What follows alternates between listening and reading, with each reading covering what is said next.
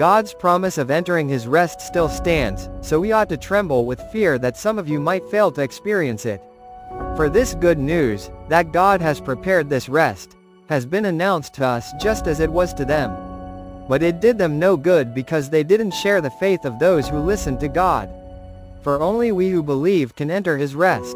As for the others, God said, "In my anger I took an oath.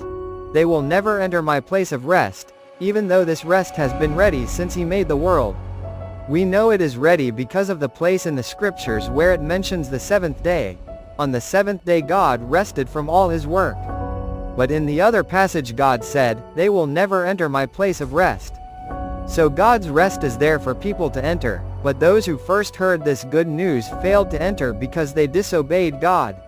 So God set another time for entering his rest, and that time is today. God announced this through David much later in the words already quoted, "Today when you hear his voice, don't harden your hearts." Now if Joshua had succeeded in giving them this rest, God would not have spoken about another day of rest still to come. So there is a special rest still waiting for the people of God. For all who have entered into God's rest have rested from their labors, just as God did after creating the world.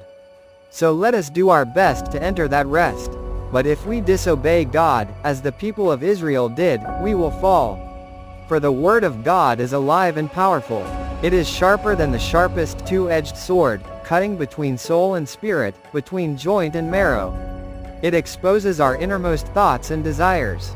Nothing in all creation is hidden from God. Everything is naked and exposed before his eyes, and he is the one to whom we are accountable.